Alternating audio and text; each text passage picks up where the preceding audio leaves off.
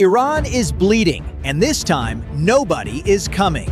For 4 decades, the Islamic Republic operated with an invisible safety net beneath it. Russia supplied weapons and diplomatic cover. China absorbed its oil and shielded it from Western pressure. Hezbollah fought its proxy wars across Lebanon and Syria. The Houthis choked the Red Sea on its behalf. Iran projected power without ever truly standing alone. It was the architect of a vast regional web, and it called that web the axis of resistance. That web has been torn apart, thread by thread, city by city, commander by commander.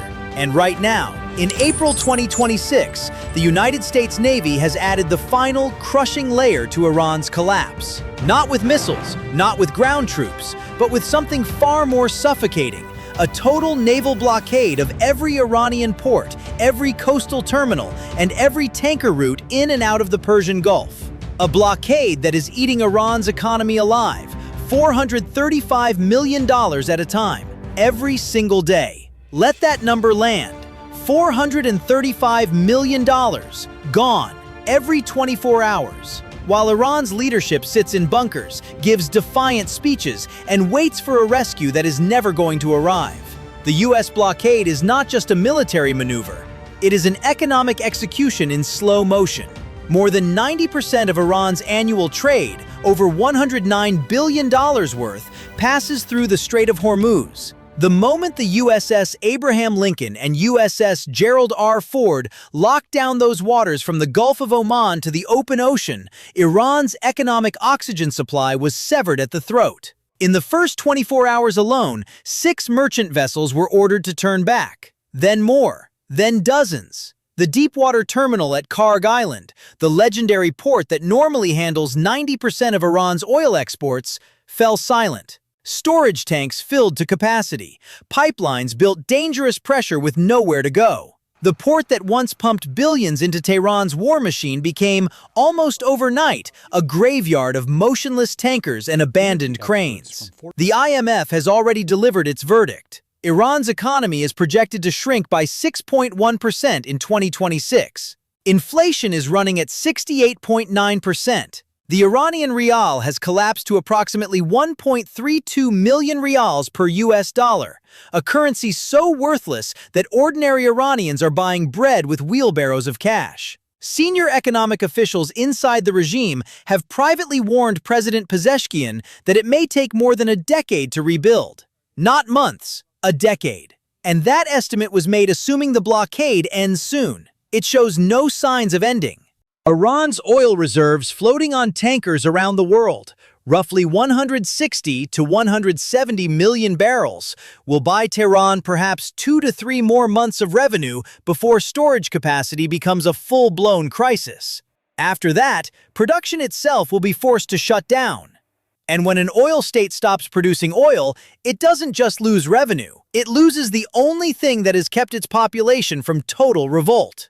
Because the population is already revolting. Protests erupted across all 31 Iranian provinces in December 2025.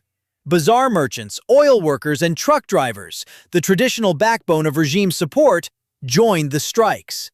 The regime slaughtered its way out of that crisis. Now, with wartime shortages layered on top of a collapsing currency and a blockade tightening by the hour, the pressure on Iran's streets is orders of magnitude worse than anything seen before. And the allies? Where are they? China issued a statement. Beijing called the blockade dangerous and irresponsible. Strong words. And then, nothing. Not a single Chinese warship appeared on the horizon. Not one naval escort for the tankers stranded in the Gulf. China's military presence at its Djibouti base is nowhere near sufficient to challenge the combined firepower of 2 U.S. carrier strike groups, dozens of destroyers, Apache helicopter squadrons, and an AI-powered drone surveillance network that can identify a ship by the acoustic signature of its propeller alone. Beijing is angry. Beijing is also completely powerless in this theater. Russia is worse. Putin hasn't just stayed silent. He is actively profiting. Every barrel of Iranian oil locked inside Karg Island is a barrel that Europe and Asia must now buy from Siberia at premium wartime prices. Russia's oil revenues have surged. The Kremlin issues diplomatic statements of solidarity for the cameras. Behind closed doors, it is cashing in on Iran's suffering. Moscow is not saving Tehran. Moscow is replacing Tehran. In every market, on every trade route, with every buyer Iran has lost. The military picture is equally catastrophic. Iran's supreme leader Ali Khamenei is dead. His top national security advisor Ali Larijani is dead. Hundreds of senior IRGC commanders, including the commander-in-chief, the Armed Forces Chief of Staff, and 2 successive intelligence chiefs, have been killed. The new supreme leader, Mojtaba Khamenei, inherited a hollowed-out command structure while reportedly still recovering from injuries sustained in Israeli strikes. Iran's ballistic missile output has collapsed from roughly 100 missiles per month to almost 0. Half of its missile arsenal and launch infrastructure has been destroyed. American and Israeli aircraft now fly over Iranian territory with near total impunity, uncontested, unopposed, and unafraid. The proxy network that gave Iran its decades-long regional reach? Shattered. Hezbollah decimated in Lebanon. The Houthis isolated and under sustained U.S. pressure. Gulf governments have frozen Iranian funds, shut down the sanctions evasion networks, and closed the money laundering corridors that kept Tehran financially afloat for years. Not a single Arab capital has offered to intervene on Iran's behalf. The Islamic Republic, once the most feared power in the Middle East, now has no front door open to it anywhere in its own neighborhood. Iran's total war losses have already reached at least $144 billion, nearly 40% of its entire pre-war GDP, gone, burned, blockaded, bombed into rubble.